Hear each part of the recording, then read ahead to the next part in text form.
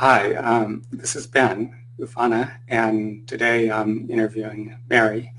And we first started working together, when was that, 26 Yes. years ago or something? Oh, wow. 27?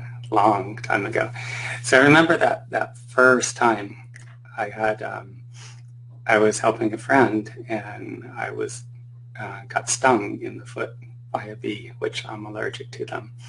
And so, and it was, the friend asked me that night, or at that time, do you want to go to a concert with us this evening?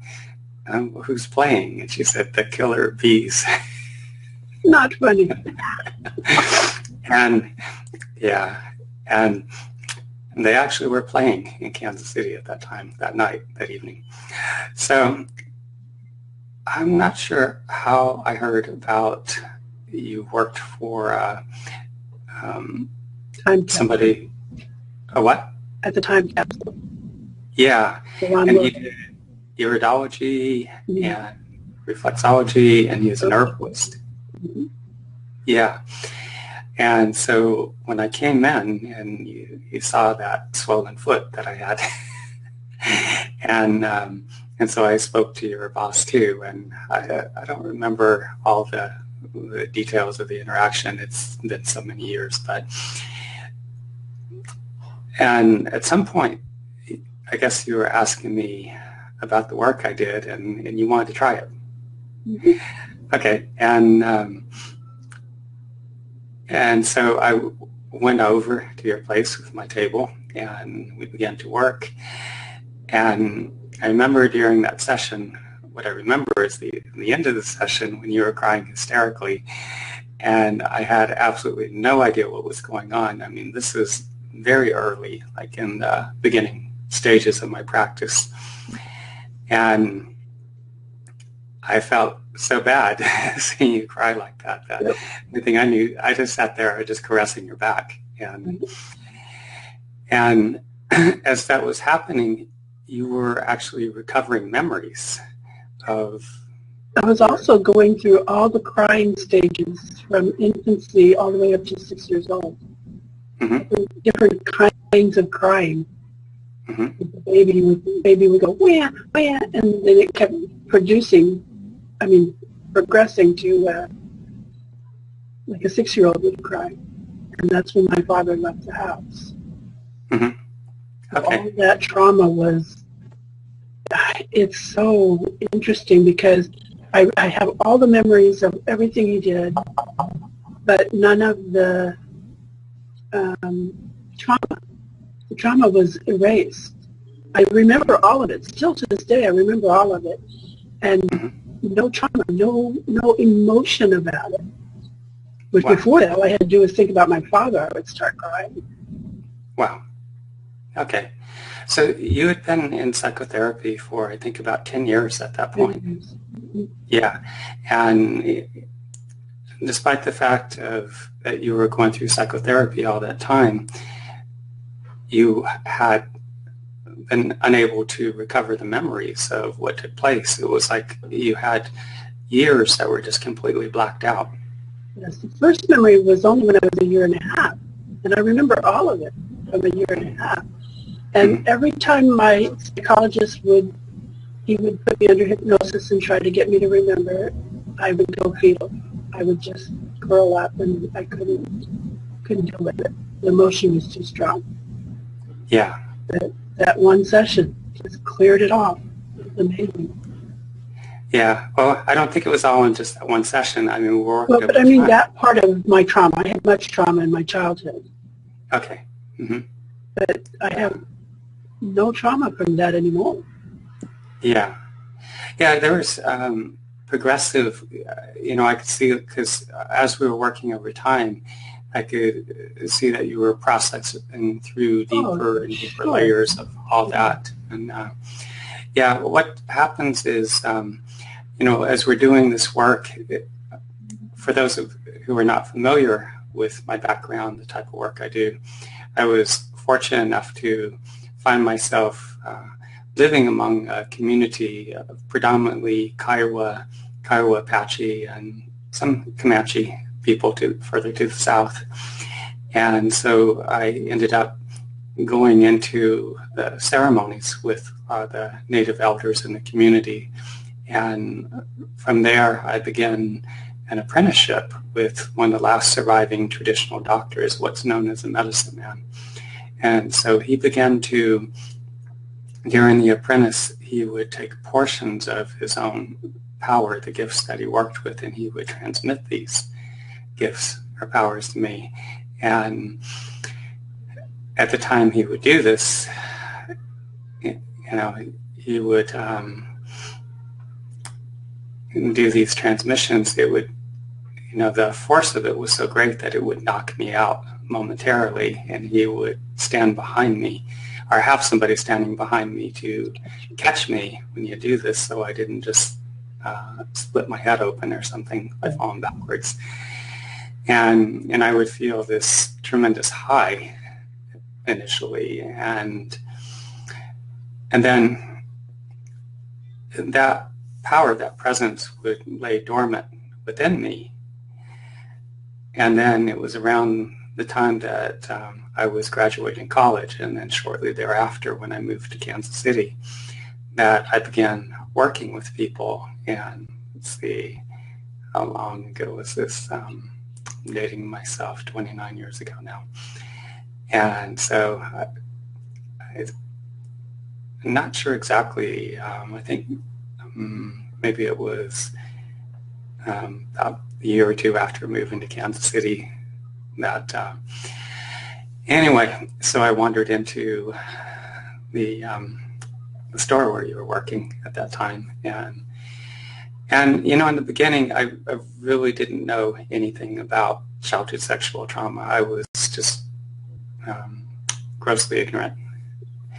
And so, when I started working with you, that was actually the first experience that I ever had, working with that. Over time, I ended up attracting quite a few people, mostly women, who were sexually abused as children, as well as being sexually assaulted, somewhere in their teens or in their adult life, whatever. And because, I ended up, encountering, working with so many individuals with histories of sexual trauma, I just began to, devour all this clinical literature, I needed to understand what I was dealing with, what I was working with yourself and all these other people. And I guess, part of it too was there was my own wounding that I went through. Fortunately, I wasn't sexually abused as a child. I mean, I think there was one attempt, let's say, but I somehow managed to fend it off. But there was a tremendous amount of physical and emotional abuse, and that was very debilitating for me. But, when I described my mentor doing these transmissions of where he would transmit portions of his own healing gifts or power to me, you can't just receive that transmission and run with the ball. You actually have to, as the native people would say, you earn the right to work with these kinds of healing gifts.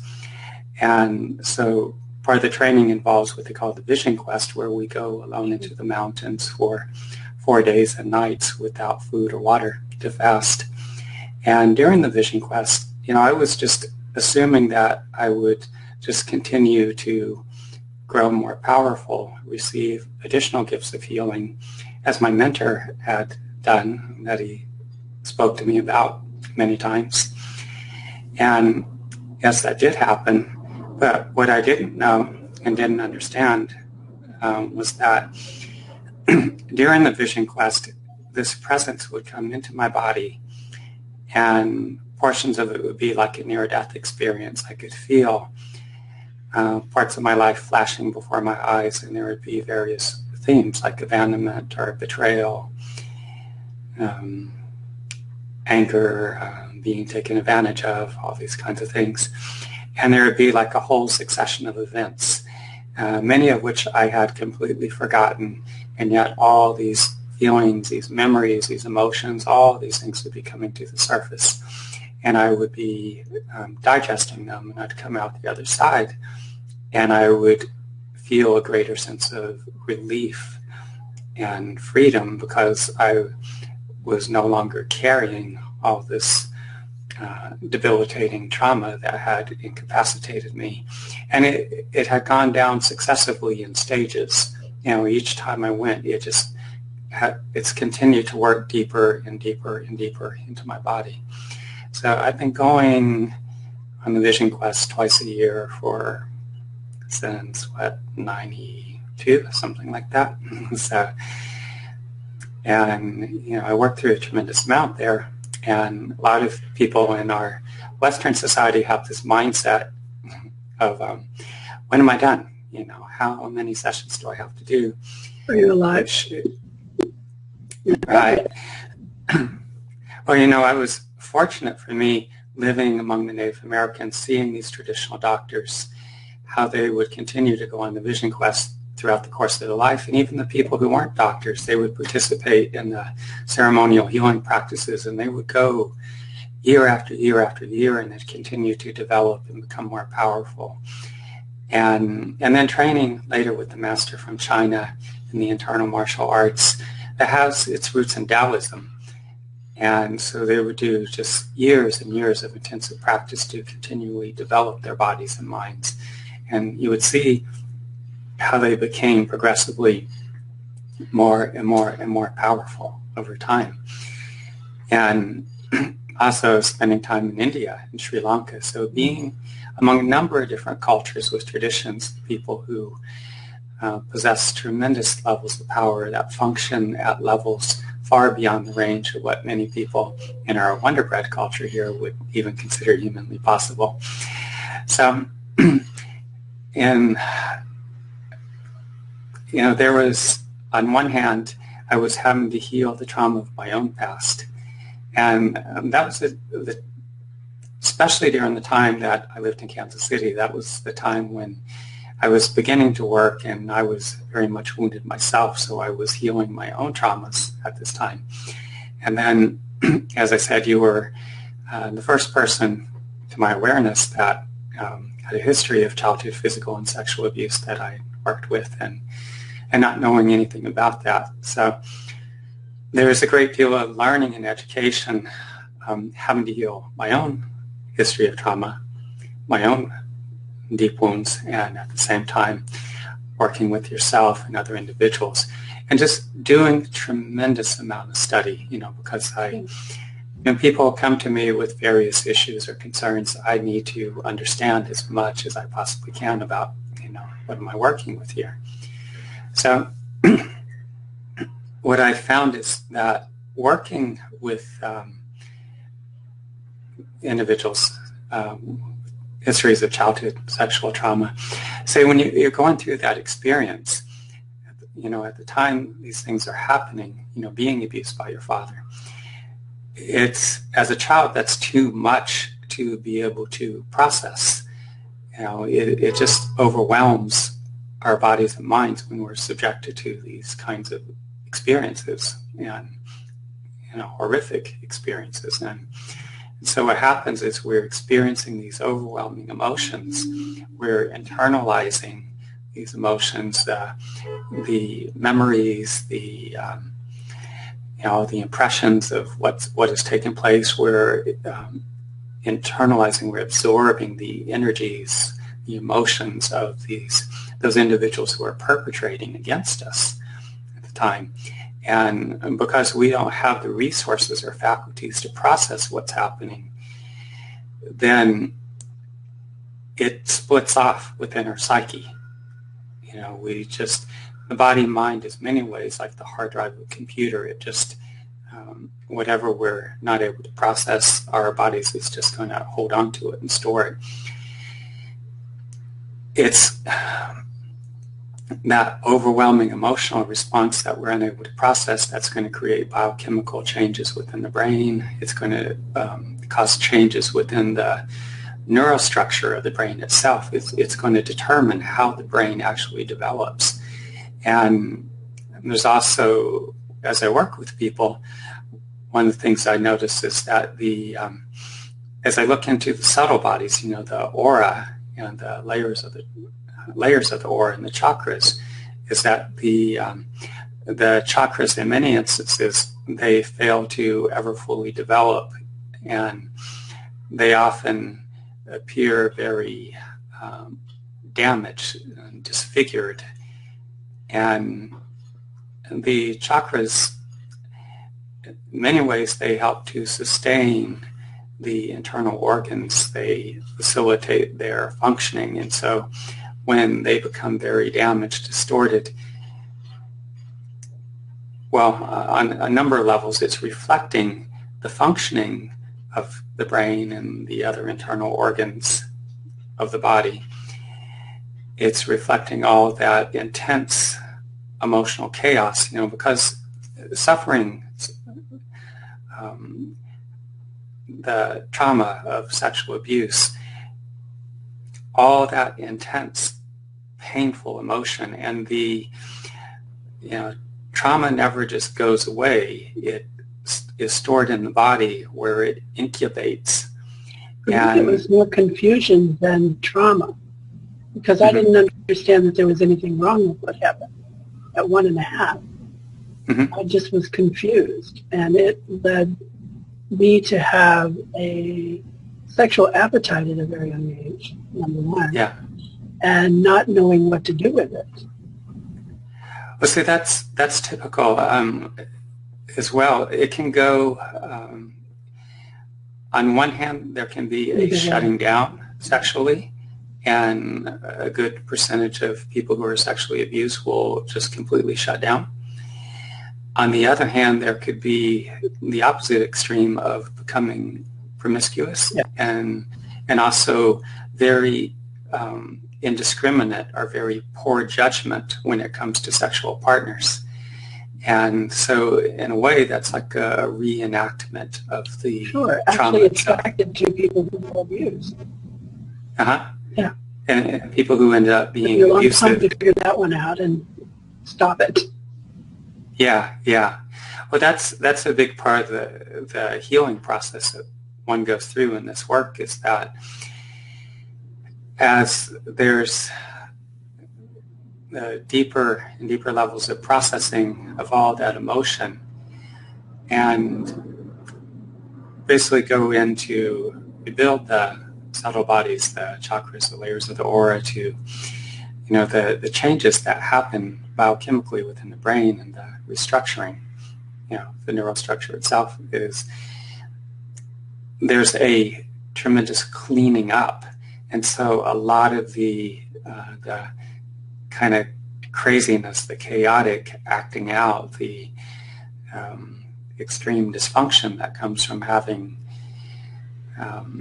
experienced such abuse, there's, as we work, there's more and more of a resolution of these deep level internal conflicted emotions. And I think it's also pretty common, people that have had sexual abuse also have had physical and mental abuse too.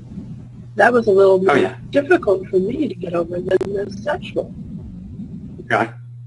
I think it depends on the individual, because having worked with hundreds of people who were sexually abused as children, adolescents, the experience varies tremendously. Sure. There's people have varying degrees of resilience. Some people are more sensitive to one area.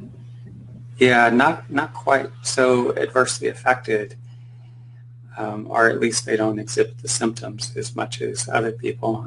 Some people are more devastated by it, and there's a whole continuum as well of experience. Was it just inappropriate comments and the vibe that parent or neighbor or somebody was putting out? Was it, was there fondling? Was there penetration? The range is wide. Yeah, the range is wide, and also the extent to which one was abused. Sure. Did it occur just one time? Sometimes it's a touch that doesn't feel right. Yeah. It doesn't even have to be inappropriate, supposedly. Yeah. Did it occur over some months or years? And another very important factor is the age at which the abuse occurred, because Sure. We go through all these developmental stages, and we're going through developmental stages, let's say, from the time of conception, as these cells are beginning to multiply.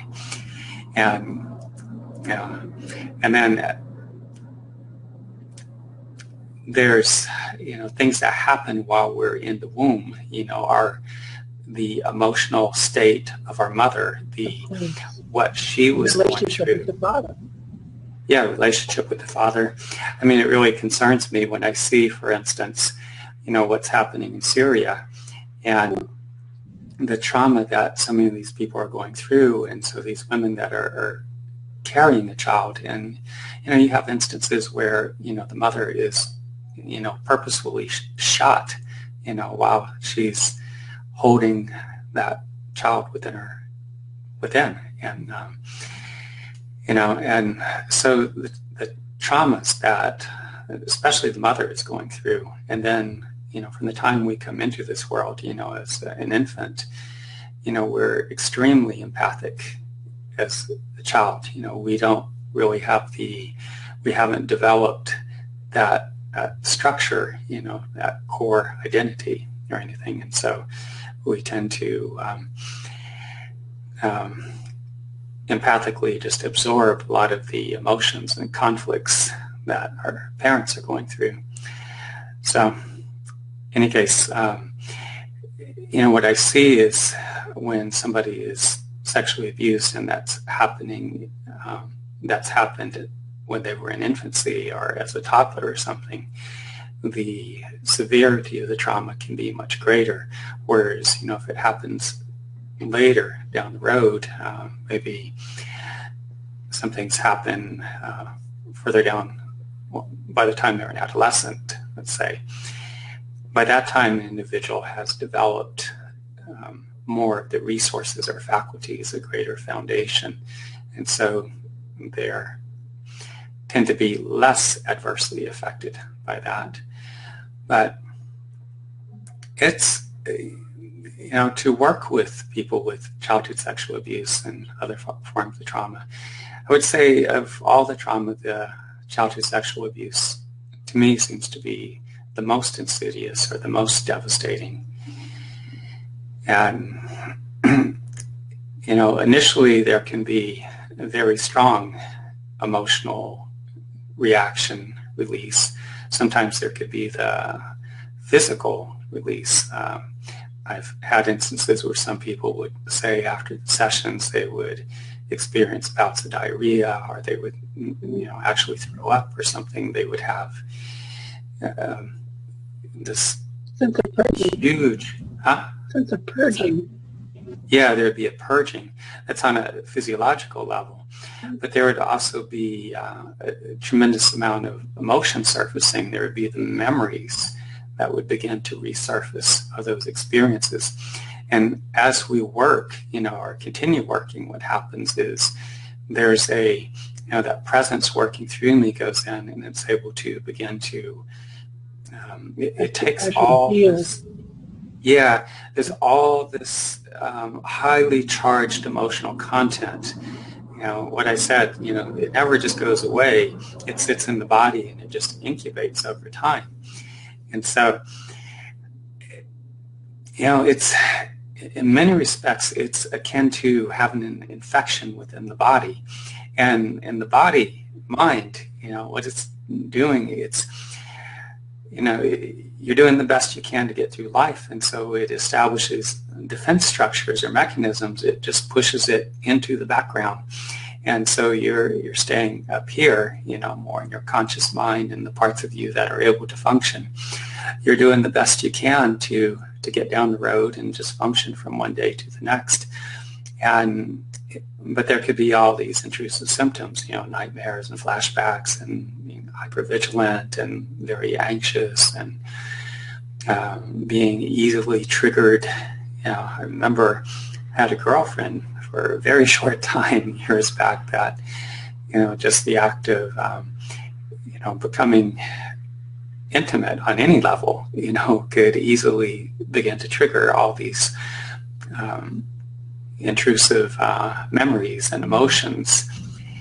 And she would become very, very reactive, just extremely reactive, a lot of emotion coming out. And so the relationship didn't continue very long, but that was happening around the same time that I was working with you. That, as I said, I was just beginning, my work at that time. And so I guess I was learning about trauma from many different angles, from working with people, from the experience of healing my own traumatic past, and also just, there's a good percentage of the population. And I see varying statistics. At least they conflict, but somewhere I've seen statistics that say something around like 1 out of 4 girls is sexually abused somewhere in childhood. And I've also saw more recent statistics saying that it was down to 9%. But psychotherapists that I speak with say that it's more up around like 25%. And just the, you think too, like the number of women that experience sexual assault in their adult lives, it's very prevalent. And I think with... I think it's with men too, but men tend to not tell. Men are more likely to internalize it, and also men are more likely to end up becoming perpetrators, to act it out. And I think there is a huge factor involved here. Yeah, is that when we shut down, when we suppress our emotions, we're more likely to internalize trauma, as opposed to that's going to interfere with any possibility of healing that trauma. But what I was starting to talk about earlier is I may be a little scattered because I flew back from Idaho just a few days ago and haven't had as much sleep, and I'm also in the midst of a move right now, so there's a little too much going on. But anyway, yes, I'm human, and we're all affected by the circumstances of our lives. What I found in the course of working with people who have histories of childhood sexual trauma, or even that were sexual trauma that occurred later in life, is that in the course of working with people, what's the presence working through me comes through, and it begins to take all that highly charged intrusive emotion that people experience in response to having been sexually abused. This presence begins to transform or transmute this content. It's maybe hard to grasp or understand for a person who's never experienced this work. This is typical, say, for among Native Americans and people of other indigenous cultures who possess these various kinds of healing gifts. See, like within our mainstream culture, I see people that go into psychotherapy, which is an important aspect of the healing process. We need to gain the intellectual understanding of what has occurred, what we have experienced over the course of our lives. But the intellectual aspect is just one very small part of healing. See, a person can go through psychotherapy, spend years in therapy, and they have the intellectual understanding of what occurred, the abuses that they suffered, and yet they're still experiencing many of the same symptoms, the hypervigilance and nightmares, and they feel very anxious. And you see their bodies, there's all kinds of, issues with their digestive and their reproductive organs, their adrenals are shot, and, our adrenal burnout. There's, a wide range of symptoms that manifest as a result of holding this trauma within the body. And you can do things like deep tissue body work, which can be a good thing to do, but in many instances, a person who is sexually abused or has experienced other significant trauma, what will happen is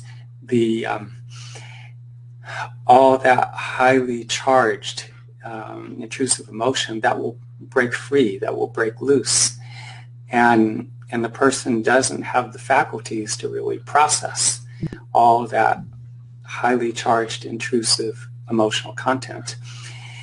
And now the difference in this form of healing, that I'm working with, what you find among Native Americans and other indigenous peoples is that we work as a conduit, and so there's this presence that works through us, and this presence facilitates healing that would not otherwise be able to occur.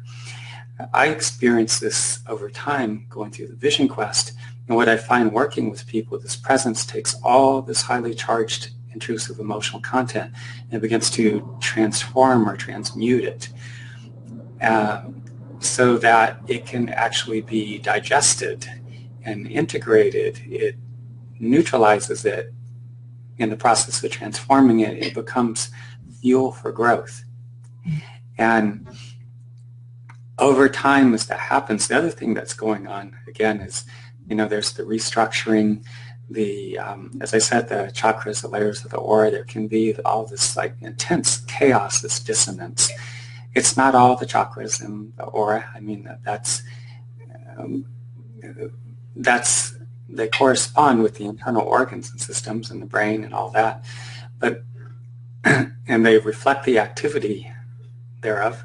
But there's the change on this level, and there's also the changes within the brain's biochemistry and neurostructure, and the presence doing the facilitating the healing of the actual internal organs of the body as well, so that as the healing process takes place over time, physical body becomes much more balanced, physically, mentally, emotionally, spiritually. It's like you become much more harmonious. And so you experienced a lot of change, over time. Can you share some of those changes?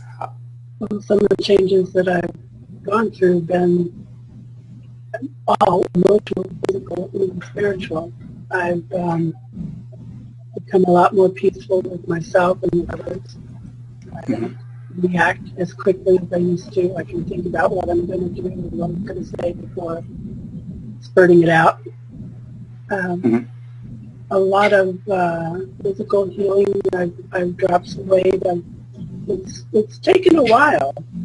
I'm doing it naturally, just diet. I'm not doing anything else. But I've dropped about 150 pounds in the last 10 years. Wow. It's quite a bit. And I've got about that much to go still, but it's going. Yeah. And I'm happy. I didn't think I could ever be happy. I really that didn't seem like an option to me. And now it's the only option. And I don't have bad moods like I used to. I don't get grouchy and irritable with people like I used to. And it's kind of, I wonder why they're doing that, or instead of reacting. I've become less reactive. That's one of the things that I've noticed is that, in the beginning, it can be really tough, to work through these traumas, because there can be so much emotion and memory coming up. But what I found is that many of the individuals I've worked with over time, there would be more and more of a softening, a diffusing of all that trauma. And I see them become more at peace, more comfortable with themselves and in their environment, in their interactions with other people. And over time, there's just a higher and higher level of functioning. I've become more artistic. Yeah. Doing some art projects that I didn't think I could do ever. And I'm always surprised still. I feel like they don't come out of my head, they come through me. And that's pretty amazing. Especially my drawings. Yeah. That's a huge part of it too, is because in order to take the steps that we need to take to heal these kinds of traumas, there's all kinds of creativity that begins to emerge from us. I drew a picture of a funny little girl with kind of wild hair, and I finished the drawing and I went, "Aren't you a funny little girl?" And I heard in my head, "Well, I should be. I'm you." Like, yeah. Okay, my first self-portrait. Wow. Yeah. It's, it can be difficult at times, in the beginning, especially working with people who are severely traumatized. What's that? In the beginning, it was very difficult. I didn't want to do another session. Yeah. A lot of times you'd call me to set up an appointment and I would go, "That's not ready." And you would encourage me to go ahead and do it anyway. And I did, and it worked. But I wasn't wanting to move that quickly. Yeah. It was difficult. Yeah, and that's often the case. And so, because I could look into an individual such as yourself, and I could see what you're holding within your body initially, and I have a good sense, now having worked with so many people, of what's possible. I have a good sense of what can heal. And then as we're doing the work, there is going to be a lot of memory, a lot of emotion, a lot of things surfacing, and some of that's going to play out in your life for a while. It can be pretty tough, when that's working its way through your system. But as I look into your aura, it's like I'm in your body, I'm seeing the progress you've made. I'm seeing what is left to do. And so it's like, okay, come on, Merri, let's take that next step. Go on. We can move further. And, just in my own process of healing, there were times I completely doubted the whole process, wondered if I was getting anywhere. But what I would do is I would remind myself, like, okay, here's where I was back there. Here's the progress I've made. Look at what I've done. I like me so much more today than I did back then. Yeah. Yeah, I had some pretty rough edges I had to work Well, I like me. Oh, okay. Doing the work. I like who I am today. I wasn't so see. crazy about who I was back then. It's a little hard to hear in this thing. But, yeah, that's... Again, we become more accepting of ourselves. And the other thing, too, is that when we're holding all this trauma, we have parts of our consciousness that are holding this trauma end up acting out in ways that that we're often ashamed of, and that make life difficult or uncomfortable for everyone else. Yeah. And so as we go through the healing process, what's going to happen is we're much more integrated. There's more of a consciousness or lucidity. And so our expression, who we are as individuals, we're much more in touch, we're much more integrated.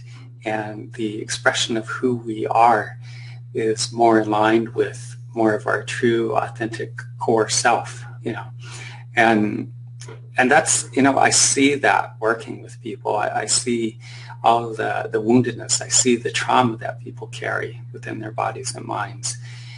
And I see that authentic core residing deep down inside the individual. And so every session, you know, is, okay, let's take that next step. Let's go into that next layer of all this trauma, all this woundedness and dysfunction. And so each time it's like we're cleaning up, we're clearing up more of all this, this long history of, you know, just baggage, all this content stored in the body. And so as you heal that, integrate that layer by layer, more and more of your true, authentic core self begins to emerge. Yeah, that's been my experience, just going through all the intensive practice I do and the vision quests and everything. It's just been a progressive building, and I see that with everybody I work with over time. Yeah. Anything you want to add before we wrap up here? Any thoughts you want to? Pretty much everything. Okay. Okay. So we'll wrap this one up here, and thank you very much for sharing with us here today. Thank you for all your work.